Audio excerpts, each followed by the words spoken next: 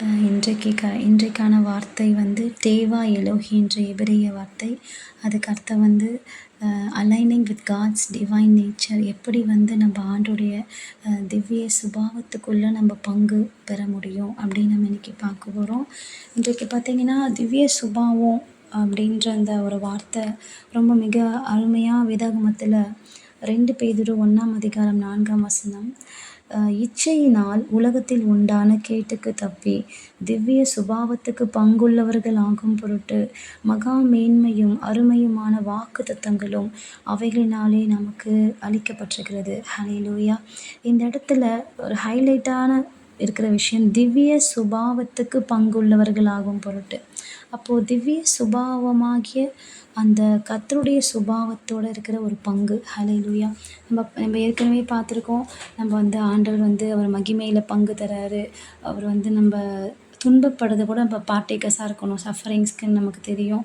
சொத்துல பங்கு, ஆசீர்வாதத்தில் பங்கு. அப்போ அதே மாதிரி தான் அவருடைய திவ்ய சுபாவத்துக்கு நம்ம பங்கு இருக்கணும். நம்மளுடைய பங்கு, அவருடைய திவ்ய சுபாவத்துக்கான பங்கு நம்மக்கிட்ட இருக்கணும்.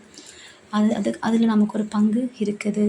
ஸோ இந்த நாளில் கூட ஒரு திவ்ய சுபாவம் அப்படின்னு சொல்லும்போது திவ்ய சுபாவம் கர்த்தருடைய இந்த சுபாவத்தை, அந்த நேச்சரை நம்ம எப்படி தான் வெளிப்படுத்துகிறோம் அப்படின்னா எந்த வகையில் அதை அலைன் பண்ண முடியும்னா த காட்ஸ் நேச்சர் அப்படி வந்து தாட்ஸ் மூலிமா மொத்தம் 3 காரியங்கள் நம்ம பார்க்க போகிறோம்.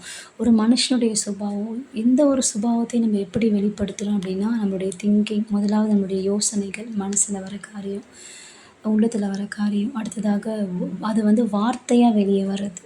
முதல்ல யோசனையாகவும் சிந்தனையாகவும் ஆலோசனையாகவும் நம்மளுடைய மைண்டில் அது ஒரு தாட்டாகவே இருக்குது. திவ்ய சுபாவம் தாட்ஸ் மூலயமா எப்படி அந்த திவ்ய சுபாவத்தில் அலைன் ஆகலாம். அடுத்தபடியாக திவ்ய சுபாவம் அந்த வார்த்தைகள் மூலயமா எப்படி அலைன் ஆகிறது. அடுத்ததாக திவ்ய சுபாவத்துக்கான பங்கை எப்படி நம்முடைய செய்கை மூலயமா அலைன் பண்ணலாம் அப்படின்னு தான் இன்றைக்கி நம்ம அந்த 3 காரியத்தை பார்க்க போகிறோம். ஏன்னா இந்த 3ம் சேர்ந்தது தான் திவ்ய சுபாவம். எந்த ஒரு மனுஷனுடைய சுபாவமும் இந்த 3 ஏரியாஸ் மூலயமா தான் வெளிப்படுத்தப்படுகிறது. ஸோ இப்படி இந்த நாளில் பார்த்திங்கன்னா ரோமர் 12:2 நம்ம எல்லாருக்கும் தெரிஞ்ச வசனம் தான். ரோமர் 12:2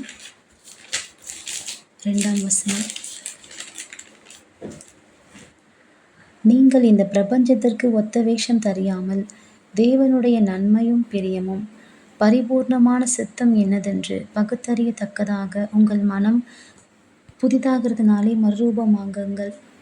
அப்போ இந்த இடத்துல ஆண்டவர் இந்த பிரபஞ்சத்துக்கு ஒத்த வேஷம் தரிக்கக்கூடாது. தேவனோட நன்மையும் பிரியும் பரிபூர்ணமான சித்தம் என்னதென்று பகுத்தறியத்தக்க உங்கள் மனம் புதிதாக வேண்டும். நம்ம தாட்ஸ் புதுசாகணும். நம்ம திங்கிங்கே மாறணும் அப்படின்னு கர்த்தர் விரும்புகிறாரு. அது எப்படி மாற விரும்புகிறாருன்னா உலகத்துக்கு ஒத்த வேஷம் தரிக்காத ஒரு எண்ணம், உலகத்தாருடைய எண்ணங்களுக்கு அப்படியே அப்போஸ் பண்ணுற ஒரு எண்ணம் நமக்குள்ளே இருக்கணும்னு கர்த்தர் விரும்புகிறாரு. அதே போல் பிலிப்பியரில் 4:8 எடுத்து வாசித்தோன்னா அந்த இடத்துல ஆவியானவர் வந்து ரொம்ப அழகாக எழுதி வச்சுருப்பாரு. பிலிப்பியர் 4:8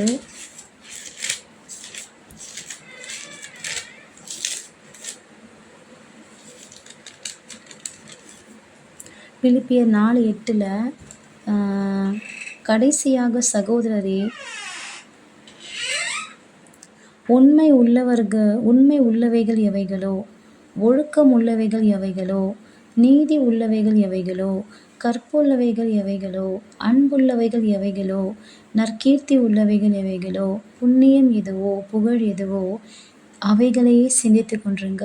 ஸோ அழகாக போட்டிருக்கு. நம்ம சிந்தை எப்படிப்பட்டதாக இருக்கணும், அதாவது ஆண்டவருடைய நேச்சர் அந்த சுபாவம் சிந்தையிலிருந்து பிறக்கக்கூடிய காரியங்கள் என்னவாக இருக்கணும்னா உண்மையாக இருக்கணும். நம்ம சிந்தையில் கூட உண்மையான காரியங்கள் நம்ம சிந்திக்கணும். அப்புறம் ஒழுக்கமானவர்கள் நம்ம சிந்திக்கணும் அப்படின்னு கர்த்தர் விரும்புகிறார். நீதி உள்ளதையே நம்ம சிந்தித்து கொண்டிருக்கணும். கற்புள்ளவைகளை சிந்திக்கணும். அன்பானவைகள், அன்புள்ளவைகள் எதுவோ அதை நம்ம சிந்திக்கணும். அப்போ அன்பு இருந்துச்சுன்னா கசப்பானதையோ இல்லை பெருமையானதையோ இல்லை பகைக்கான நம்ம சிந்திக்க மாட்டோம். பழிவாங்கற கதை நம்ம சிந்திக்க மாட்டோம். ஆனால் கிறிஸ்துவின் சிந்தை அப்படின்னு சொன்னால் அங்கே ஒழுக்கம் இருக்குது, அங்கே ஒழுங்கின்மை இல்லை, நீதி இருக்குது, அங்கே உண்மை இருக்குது, பொய் இல்லை, அப்புறம் அன்பு இருக்குது, அங்கே அநீதி இல்லை, நற்கீர்த்தி, புண்ணியம் எதுவோ, புகழ் எதுவோ, அப்போ கர்த்தருக்கு உங்களுக்கு புகழ்ச்சி வரும்போது கர்த்தருக்கும் புகழ்ச்சி வருது. ஸோ புண்ணியங்கள் எதுவோ, ஸோ இப்படிப்பட்ட சிந்தனைகள் நமக்குள்ளே இருக்கணும்னு ஆண்டவர் விரும்புகிறார். ஸோ இப்படிப்பட்ட சிந்தை நமக்குள்ளே காணப்படும் பொழுது தான் நம்ம சிந்தனைகள் மூலிமா தேவனுடைய சுபாவத்துக்குள்ளே நம்ம அலைனாக முடியும். ஹல்லேலூயா. பைபிளில் நம்ம ஒரு சிறந்த எடுத்துக்காட்டு நம்ம யோசேப்பை சொல்லலாம். ஏன்னா அவர் சிந்தையில் பகையற்றவராய் பழிவாங்கணுன்ற எண்ணம் இல்லாமல் இருந்தனால தான் சகோதரர்களை உடனே கட்டி அணைக்க முடிஞ்சது, அவனை நேசிக்க முடிஞ்சது. பகை உணர்வற்ற ஒரு வாழ்க்கை யோசேப்புக்கு இருந்துச்சு. அவர் ரிவெஞ்ச் எடுக்கணும்னு அவர் மைண்ட் நினச்சிருந்தாருன்னா கண்டிப்பாக ஒரு வார்த்தையிலும் ரிவெஞ்ச் வந்திருக்கும். என்ன சொல்லியிருப்பார், நீங்கள் என்னை மாட்டி விட்டீங்களா, அதான் பார்த்தீங்களா அப்படி கஷ்டப்படுறீங்க, நான் பார்த்தே அப்படி இருக்கேன் அப்படின்னு பெருமை இருந்துச்சுன்னா இன்னும் பெருமையாக அவரை பற்றி பேசியிருப்பார். ஆனால் யோசேப்பு எப்படி ஒரு சிந்தை அவருக்கு இருந்துச்சுன்னா அன்புள்ள ஒரு சிந்தை அவருக்கு இருந்துச்சு. அன்புள்ளவைகள் எவைகளோ, அப்போ அன்பு உள்ளே இருந்தனால்தான் என்றைக்கு என் அண்ணன் தம்பிங்களை பார்ப்பேன் அப்படின்ற ஒரு ஏக்கம் அவருக்குள்ளே இருந்துச்சு. அதான் அவர் கதறி அழுகிறாரு. யோசிப்பேன், அவங்க சகோதரர்களை பார்க்கும்போது பார்த்தீங்கன்னா எல்லாரையும் வெளியே அனுப்பிட்டு தேம்பி தேம்பி அழுவார் ஒரு குழந்தையை போல். இத்தனைக்கும் அவருக்கு எல்லாமே இருக்குது, ஆனால் உள்ளே எவ்வளோ அன்பு இருந்திருக்கு. என்றைக்கு நான் என் சகோதரர்களை பார்ப்பேன், அவங்க ரொம்ப மிஸ் பண்ணியிருக்காரு. அவங்க மேலே அவருக்கு அவ்வளோ அன்பு இருந்துச்சு, கண்டி அவருக்கு பகை உணர்வு இல்லை. ஸோ இப்படிப்பட்ட நல்ல சிந்தனைகள் உள்ளவர்களாய் ஆண்டவர் இதான் திவ்ய சுபாவம் என்று சொல்ல முடியும். திவ்ய சுபாவத்தில் இருக்கவங்க மன்னிப்பு உடையவர்களாக இருப்பாங்க, துரோகம் பண்ணவர்களை மன்னிக்கிறவர்களாய், அப்புறம் ஞானத்தோடு செயல்படக்கூடிய காரியங்கள், ஆண்டவருடைய திட்டங்களுக்கு தன்னை விட்டு கொடுக்குற காரியங்கள் அவங்ககிட்ட காணப்படும். ஏசப்பா கூட என்ன பண்ணுறதுனா கான்சிஸ்டண்ட்டாக ஆண்டவர் அவர் சிந்தையில் பிதாவினுடைய சித்தத்தை அவர் அழகாக அதில் வைத்திருந்தார். அதனால தான் ஆண்டவர் சொல்வார், லூக்கா 22:42 என் சித்தத்தின்படி அல்ல உங்கள் சித்தமே ஆகட்டும்னு சொல்வார். ஸோ கம்ப்ளீட்டாக இயேசு கிறிஸ்து அவர் சிந்தனையில் எப்பயுமே பிதாவுடைய நோக்கம், பிதாவுடைய சித்தம், அதே போல் பிதா கிட்ட சொல்வார். அவர் கற்றுக்கொண்ட காரியங்கள் தான் அவர் சிந்தையில் எப்பயுமே இருந்துச்சு. அதுதான் அவர் சீஷர்களுக்கும் போதித்தார். அதனால் நம்பர் 1 ஆண்டவருடைய திவ்ய சுபாவத்துக்குள்ள நாம் சிந்தனைகள் மூலியமாய் நாம் ஒருங்கிணைக்கப்படலாம். ஹல்லேலூயா. ஸோ அந்த சிந்தனை எப்படிப்பட்டதாக இருக்கணும்னா உலகத்துக்கு ஒத்த வேஷம் தரிக்காமல் அவருடைய வார்த்தையில் உள்ள காரியத்தை அது ஃபாலோ பண்ணக்கூடியதாக இருக்கணும். உலகத்துக்கு ஒத்த விஷயம்னா டிட் ஃபார் டேட், ஒருத்தன் 1 பண்ண நீ 2 பண்ணு, ஒருத்தன் பழிவாங்க நீ பழிவாங்கு, உனக்கு கொடுக்காதவங்க நீ கொடுக்காத, அப்புறம் பகை, கசப்பு, மற்றவருடைய தவறுகளை ஊரெல்லாம் பரப்புறது, காசிப் பண்ணுறது, பெருமையாக பேசுகிறது, நான் தான் கரெக்டு மற்றவங்க தப்பு, இது எல்லாமே உலகத்தின் பேட்டர்ன். ஸோ இது எதையுமே காடோடைய திவ்ய சுபாவம் கிடையாது. ஆனால் நம்ம பிலிப்பியர் 4:8 போட்டிருக்கதான் கர்த்தருடைய திவ்ய சுபாவம். ஸோ இந்த வார்த்தை இந்த பாயிண்ட் படி நம்ம பார்த்தோம்னு சொன்னால் நம்ம சிந்தனையில் நிச்சயமாக நம்ம இந்த வார்த்தையின்படி நிச்சயமாக நம்ம சிந்தனையில் அவரோட ஒருங்கிணைக்கப்பட முடியும். இரண்டாவதாக aligning with God's nature through அவர் வேர்ட்ஸ். நம்ம வார்த்தைகள் மூலயமா அவருடைய நேச்சரில் அலைன் ஆகணும். அது எப்படின்னு சொன்னால், ஏன்னா நம்ம அநேக வேலைகளில் நம்ம வார்த்தை எதை ரிஃப்ளெக்ட் பண்ண தெரியுமா, நம்ம இருதயத்தை ரிஃப்ளெக்ட் பண்ணுது. ஏன்னா வசனம் இருதய நிறைவினால் தான் வாய் பேசும். அப்போது இருதயத்தில் இருக்கிறதா என்ன பண்ணுது, வெளியே வார்த்தையாக வருது. ஒரு மனுஷனுடைய இருதயம் ரொம்ப கேடுள்ளதாக இருந்துச்சுன்னா அவன் வாயில் வர வார்த்தை கேடுள்ளதான் வரும். ஒரு மனுஷனுடைய இருதயத்தில் கசப்பு இருந்தால் வாயில் கசப்பான வார்த்தையே வரும். ஒரு மனுஷனுடைய இருதயத்தில் பெருமை இருந்துச்சுன்னா பெருமையான வார்த்தையாக வரும். ஒரு மனுஷனுடைய இருதயத்தில் பகை, அப்புறம் பொறாமை இருந்துச்சுன்னா குறையுள்ள வார்த்தைகள் வரும். மற்றவங்க மேலே பொறாமை இருந்துச்சுன்னா என்ன பண்ண தெரியுமா, இவங்க சரியில்லை அது சரியில்லைன்னு குறை சொல்லுவாங்க. அப்புறம் உள்ள பிசாசு என்ன உள்ள நிறைந்திருக்கோ அந்த வார்த்தைகள் தான் அவங்க வாயில் வரும்.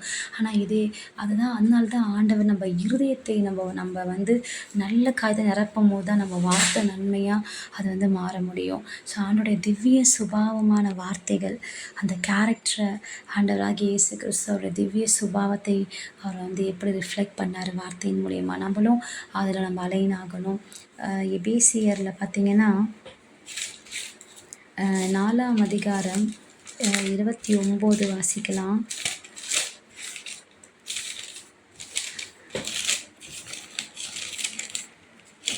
எபேசியர் 4:29.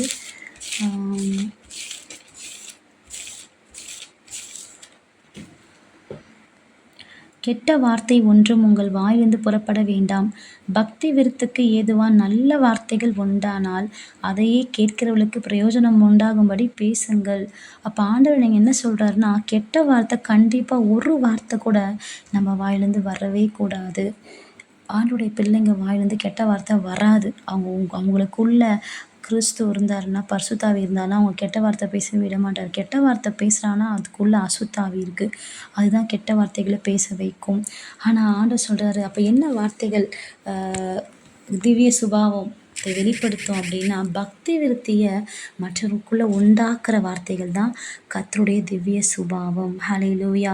ஒருத்தவங்களுடைய விசுவாசம் குன்றி போயிருக்கும் போது, இல்லை ஒரு பயத்தில் ஒரு மனுஷங்க இருக்கும் போது, சில பேர் சோர்ந்து போயிருக்கும் போது, நான் சமயத்துக்கு ஏற்ற அந்த வார்த்தை அவங்களுடைய பக்தியை விருத்தி பண்ணுவாங்க. அவங்க பக்தியை கூட அற்றுப்போக பண்ணுற மாதிரி பேசுவாங்க. ஒரு வேளை ஒரு மனுஷன் ரொம்ப பலவீனமாக ஏதோ ஊழியத்தை சரியாக பண்ண முடியாமல், இல்லை குடும்பத்தில் ஏதோ சரி பண்ண முடியாமல் உங்ககிட்ட ஒரு ஆலோசனை கேட்கும் போது, இப்படி இன்னும் நீங்கள் அவங்கள உடச்சிட்டிங்கன்னா ஒன்றுமே இல்லாமல் போயிடுவாங்க. ஆனால் ஆண்டவர் அதை சொல்ல, பக்தியை இன்னும் விருத்தி பண்ணணும்னு சொல்கிறாரு. ஸோ நீ அந்த பக்தியை விருத்தி பண்ணக்கூடிய ஏதோ உள்ள நல்ல வார்த்தை இருந்துச்சுன்னா அதையே கேட்கிறவர்களுக்கு பிரயோஜனம் உண்டாகபடி பேசுங்கள்னு போட்டிருக்கு. இதே போல் தான் வார்த்தைகள் ஏசப்பா கூட ஏசப்பா கூட நீங்கள் பைபிள் எடுத்து படித்து பார்த்தீங்கன்னா, ஏசப்பா பேசின ஒவ்வொரு வார்த்தையும் ஜனங்களை ஆண்டவரோட இன்னும் இணைந்து போவதற்கு, அவங்க விசுவாச தட்டி தூண்டி விடுறதுக்கு, ஆறுதல் அடைவதற்கு, அப்புறம் அவங்க நம்பிக்கை தோய்ந்து போகாமல், இப்படி ஆண்டவர் பேசின ஒவ்வொரு வார்த்தையும் மற்றவர்களை பலப்படுத்திச்சு, மற்றவங்களுடைய பக்தியை இன்னும் விருத்தி அடை செஞ்சுது. சீஷர்கள்லாம் பார்த்திங்கன்னா அவருக்காக ஒரு நாள் பயந்தவங்க அவருக்காக உயிரியே கொடுக்குறவங்கள மாறினாங்க. ஸோ இப்படி தான் நம்மளும் எப்படி இருக்கணும்னா, அவருடைய திவ்ய சுபாவம் நம்ம வார்த்தைகள் நம்மளது கிடையாது. அது மற்றவங்க கேட்கக்கூடியது, மற்றவங்க காதுகளுக்குள்ளே போக போகிற காரியம். ஸோ மற்றவங்க காதுகளில் நீங்கள் சொல்கிற வார்த்தை அவங்க கேட்கும்போது அவங்களுக்குள்ள என்ன மாதிரி மாற்றம் வருது, அவங்களுக்குள்ள என்ன மாதிரி சேஞ்சஸ் வருது. இப்போ இயேசு பேசுனா ஒரு மனுஷனுக்குள்ள என்ன சேஞ்சஸ் வரும். ஸோ அந்த திவ்ய சுபாவம் இன்றைக்கி நமக்கு இருக்கணும். இல்லைன்னா நம்ம எனக்கு கேட்கலாம். நீதிமொழிகள் 18ஆம் அதிகாரத்தில் 21ஆம் வசனத்தில் வாசிக்கலாம். மரணமும் ஜீவனும் நாவின் அதிகாரத்தில் இருக்கும், அதில் பிரியப்படுகிறவர்கள் அதன் கனியை புசிப்பார்கள். ஸோ நாவுலேருந்து வர வார்த்தைகளை கனின்னு ஆண்டவர் இங்கே அழகாக போட்டிருக்கு, மரணமும் ஜீவனும் சொல்லி. ஸோ இன்றைக்கி ஒருத்தங்க பார்க்கும்போது நம்ம லைஃப்பை பேசணும், நம்ம வாழ்க்கையை நம்ம லைஃப் பேசக்கூடியவர்களாக. இதான் அப்போ காட்ஸ் நேச்சர். நீங்கள் பார்த்தீங்கன்னா ஆண்டோடைய அந்த திவ்ய சுபாவத்தில் எங்கேயுமே ஆண்டவர் மரணத்தை பேசலை. எல்லா இடத்துலையும் ஆண்டவர் ஜீவனை பேசுவார், புதுப்பிக்கிறத பேசுகிறாரு, பலவீனத்தை பலப்படுத்துறேன்னு சொல்கிறாரு, சோர்ந்து போன தட்டி எழுப்புறாரு. பழைய ஏற்பாட்டில் பாருங்கள், பிசாசு ஒழுங்கின்மையும் வெறுமையாக இருந்துச்சு, அதுதான் ஆண்டவர் அழகான உலகமாக மாற்றினார். அவருடைய வார்த்தையை சொல்லி சொல்லி இருள் இருந்துச்சு, வெளிச்சம் உண்டாகட்டும்னு சொல்லி வெளிச்சத்தை உண்டாக்குனார். அந்த 7 அந்த கிரியேஷன்ஸ் எல்லாமே பார்த்தீங்கன்னா God is a creator. So ஒரு மனுஷனுக்கு ஒரு திவ்ய சுபாவம் மற்றவங்களை உடைக்கிறது திவ்ய சுபாவம் இல்லை, மற்றவர்களை உருவாக்குவது தான் திவ்ய சுபாவம். ஹல்லேலூயா.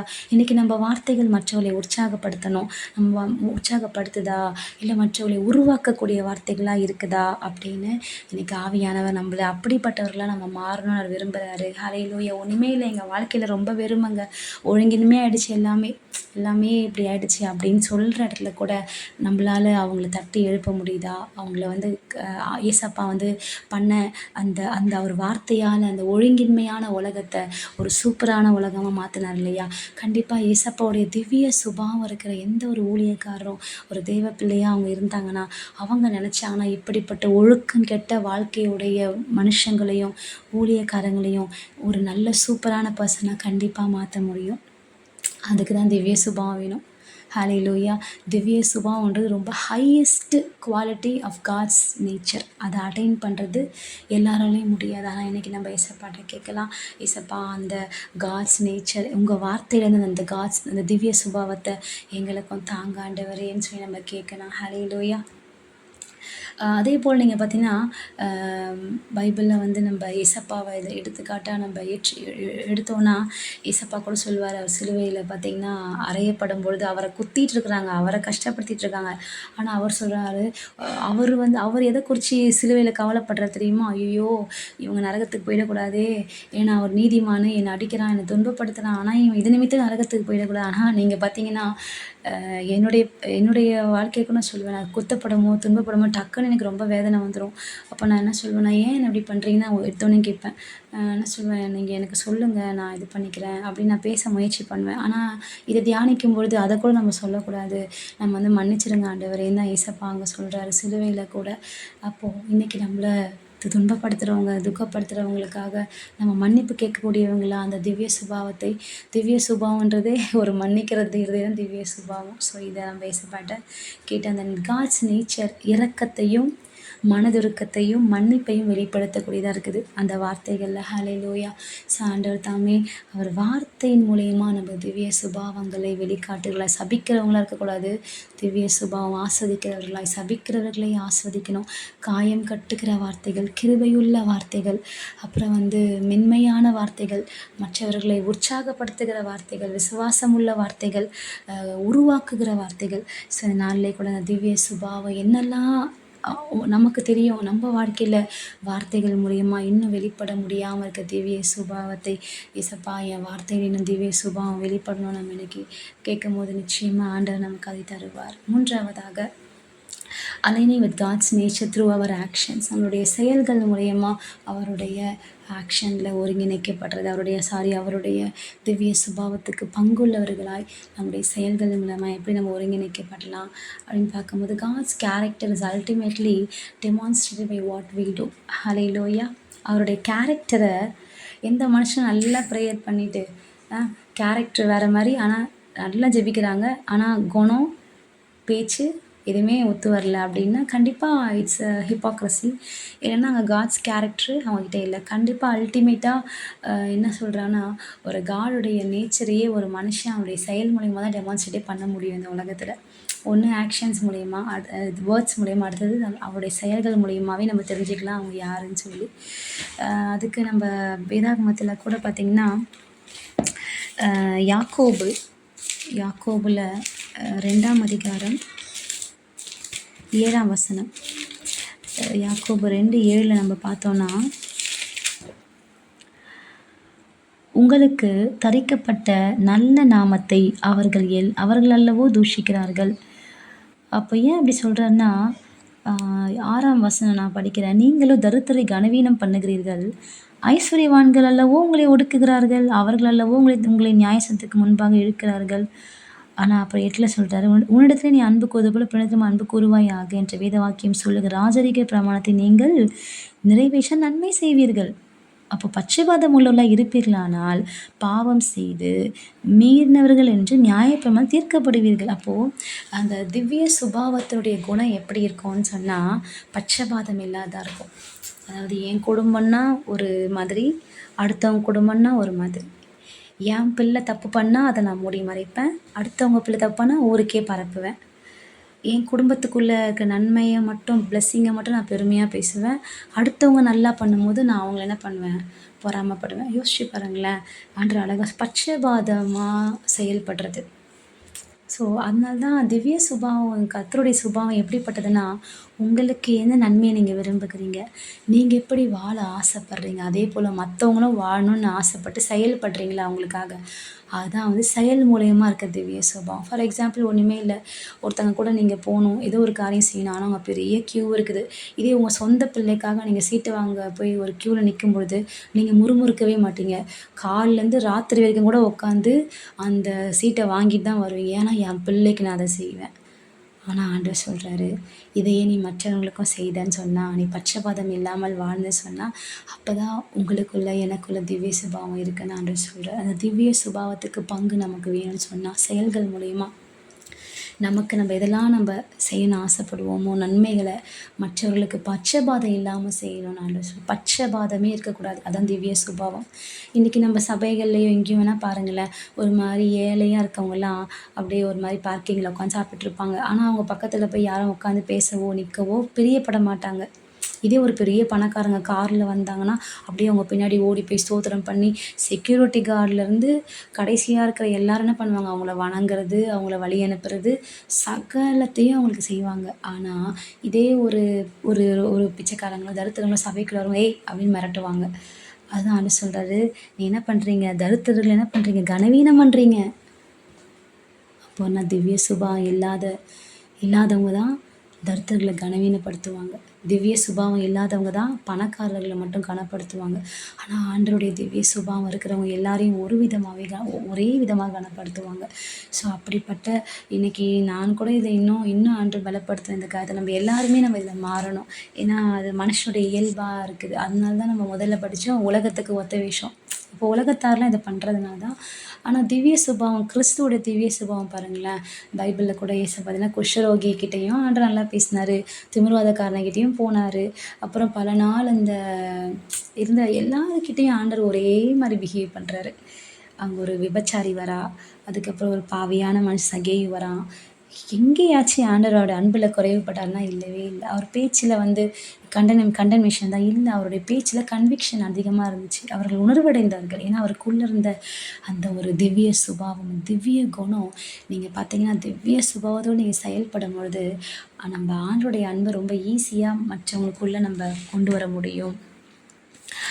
மத்தேயு 5ஆம் அதிகாரம் 16ஆம் வசனத்தை நம்ம வாசித்தோம்னா, இவ்விதமாய் மனுஷர் உங்கள் நற்கிரைகளைக் கண்டு பரலோகத்தில் இருக்கிற உங்கள் பிதாவை மகிமைப்படுத்தும்படி உங்கள் வெளிச்சம் அவர்கள் முன்பாக பிரகாசிக்க கடவுது. ஸோ வெளிச்சத்தை நம் நற்கிரைகள் மூலயமா நம்ம என்ன பண்ணலாம், அவர் திவ்ய சுபாவத்தை நீங்கள் எப்படி வெளிப்படுத்துவீங்க? ஒருத்தங்களுக்கு சாப்பாடு வாங்கி தாங்க, ஒருத்தவங்களுக்கு காசு இல்லை, எதுக்கோ ஒரு தேவை இருக்குது, அவங்களுக்கு ஒரு அக்கௌண்ட்டில் என்னால் இதாக முடியும், இதை வச்சுக்கோங்க கொடுக்கலாம். அப்புறம் உங்களுக்கு அதெல்லாம் முடியாது, ஆனால் ஒருத்தவங்க வயசானவங்க இருக்காங்க, அவங்க நடந்து போக முடியாது, அவங்கள கைப்பிடிச்சி கூட்டிகிட்டு போகலாம், அதுவும் ஒரு செயல் தான். அதே போல் ஒருத்தங்களுக்கு ரெக்கமெண்ட் பண்ணலாம், ஏதோ ஒரு ஸ்கூல்லையோ காலேஜ்லையோ இல்லை வேலை வாங்கி தரலாம். இந்த மாதிரி ஏதாவது ஒரு குட் டீட்ஸு செயல்கள் மூலயமா திவ்ய சுபாவத்தை நாம் வெளிப்படுத்த வேண்டும். ஹல்லேலூயா. ஏசப்பா அவருடைய செயலை எவ்வளோ அழகாக வெளிப்படுத்தினா தெரியுமா? பல மைல் தூரம் நடந்து போயிட்டு 7 புருஷன் இருந்த ஒரு ஸ்திரீ கிட்ட உட்காந்து பேசினார். இது எவ்வளோ பெரிய காரியம் நீங்கள் யோசிச்சு பார்த்தீங்கன்னா, யூதர்கள் புரஜாதிகிட்ட போக மாட்டாங்க, அங்கேயே அதை உடைக்கிறாரு. ஏசப்பாக்குள்ளே இருந்த அந்த திவ்ய சுபாவத்தினால தான் அவருக்குள்ள பயம் இல்லை. ஐயோ இவர் கெட்ட ஸ்திரீ, இவளுக்கு 7 புருஷன், நான் ஒரு பரிசுத்தமான தேவன், நான் எப்படி இவகிட்ட பேசலாம்? அவருக்கு தெரியும், எனக்குள்ளே இருக்க திவ்ய சுபாவத்தை நான் அவளுக்குள்ளே கொடுத்துட்டேன்னு சொன்னால் அவளுடைய தாகம் தீர்ந்து போயிடும். அதனால தான் இன்றைக்கி ஃபுல்லாக நிரப்பப்பட்ட திவ்ய சுபாவத்துக்குள்ளே இருந்தால் தான் அப்படிப்பட்ட ஊழியங்கள் நம்ம செய்ய முடியும். பயத்தோடு ஊழியம் செய்கிறவங்க தான் என்ன பண்ணுவாங்க, அதை பார்த்து ஓடி போவாங்க. இப்போ இன்றைக்கி நம்ம ஏசப்பாட்ட கேட்போம், ஆண்டவர் திவ்ய சுபாவத்தை எங்களுக்கு கொடுங்க ஆண்டவரே. திவ்ய சுபாவம் செய்கையில் எப்படிலாம் இருக்கும்னா, கம்பேஷன் அண்ட் ஜெனராசிட்டி. ஹல்லேலூயா. அந்த காட்ஸ் நேச்சர் ரிவீல் வச்சு அப்படியே தயாளமாக இருக்கிறது, எல்லாருக்கும் நன்மை செய்து கொடுத்து விசாரித்து ஒன்று போல் எல்லாரையும் பார்க்குறது. இந்த திவ்ய சுபாவம் செயல்கள் மூலயமா நம்ம என்ன பண்ணலாம், ஆண்டவருடைய அந்த நேச்சருக்குள்ளே நம்மளை அலைன் பண்ண உதவும். ஹல்லேலூயா. ஸோ இந்த நாளிலே கூட நிச்சயமாக நான் உணர்கிறேன், இந்த காரியத்தை நீங்கள் இதை நீங்கள் இன்றைக்கி இதை உணர்ந்திருப்பீங்கன்னு சொல்லி அவருடைய திவ்ய சுபாவத்துக்கு நாம் பங்கு உள்ளவர்களாய் சிந்தனையிலும் வார்த்தைகளிலும் செயல்களிலும் நாம் ஒருங்கிணைக்கப்பட இந்த நாள் நம்ம ஜெபிக்கலாமா? ஹல்லேலூயா. ஏசப்பா இந்த நாளில் கூட ஆண்டவரே உங்கள் வார்த்தையின்படியே ஆண்டவரே அப்பா உம்மோடு நாங்கள் ஒருங்கிணைக்கப்பட எங்களுக்கு கிருபை கொடுங்க ஆண்டவரே. உம்மோடு நாங்கள் ஒருங்கிணைக்கப்படணும் ஆண்டவரே. உங்களுடைய அப்பா அந்த திவ்ய சுபாவத்துக்கு நாங்கள் பங்குள்ளவர்களாக நாங்கள் மாறணும் ஆண்டவரே. ஆண்டவரே அப்பா ரோமர் 1:4 கூட இயேசு கிறிஸ்துவை குறித்து தேவன் தம்முடைய தீர்க்கதரிசிகள் மூலமாக பரிசுத்த வேதங்களை முன்னே தம்முடைய சுவிசேஷத்தை பற்றி வாக்குத்தம் பண்ணபடியால் கர்த்தராகிய இயேசு கிறிஸ்துவான ஆண்டவரே அப்பா இந்த இடத்துல கூட ஆண்டவரே உங்கள் திவ்ய சுபாவம் ஆண்டவரே, நீங்கள் கிருபையும் சமாதானமும் உள்ள தேவனாக நீங்கள் இருக்கிறீங்க ஆண்டவரே. அப்பா இந்த நாளிலே கூட அப்பா உங்க வார்த்தை அந்த திவ்ய சுபாவம்னு சொன்னா you the total formation of காட்னு திவ்ய சுபாவம் நாங்க பார்க்குறோம் ஆண்டவரே. அப்பா ஒரு விசை கூட அந்த திவ்ய சுபாவத்தை எங்களுக்கு கொடுங்க ஏசப்பா. அந்த திவ்ய சுபாவம் எங்களுக்கு வந்து ரெஃப்ளெக்ட் ஆகட்டும் ஆண்டவரே. அப்பா உங்களுடைய உங்கள் சர்ரத்தில் உங்கள் திவ்ய சுபாவத்தை நீங்கள் வெளிப்படுத்துனீங்கப்பா. உங்கள் சிந்தையில் ஆண்டவரே நீங்கள் திவ்ய சுபாவத்தை வெளிப்படுத்திருக்கீங்கப்பா. இந்த மாதிரி ஒவ்வொரு இடத்துலும் அந்த திவ்ய சுபாவத்தை வெளிப்படுத்தக்கூடிய கிருபைகளை நீர் எங்களுக்கு தர வேண்டுமாய் நாங்கள் ஜெபிக்கிறோம் ஆண்டவரே. அந்த பார்ட்டேக்கிங் அதுக்கு எங்களுக்கு பங்கு கொடுங்கப்பா. இந்த பூமியில் திவ்ய சுபாவத்திலே பங்குள்ளவர்களாக எங்களை மாற்றுங்க அப்பா. இந்த வார்த்தையை ஆசீர்வதிங்க ஆண்டவரே. இது எல்லாருக்கும் பிரயோஜனமாக இருக்கும்படி செய்யுங்கப்பா. இந்த வார்த்தையை நூறும் அருமாக பலன் கொடுக்கும்படி செய்யுங்க ஆண்டவரே. அநேகரோட இந்த வார்த்தைகள் பேசட்டும் ஆண்டவரே. உருவாக்குங்கப்பா. உம்மை போல எங்களை மாற்றி விடுங்க. இயேசுவின் நாமத்தில் ஜெபிக்கிறோம் எங்கள் நல்ல பிதாவே.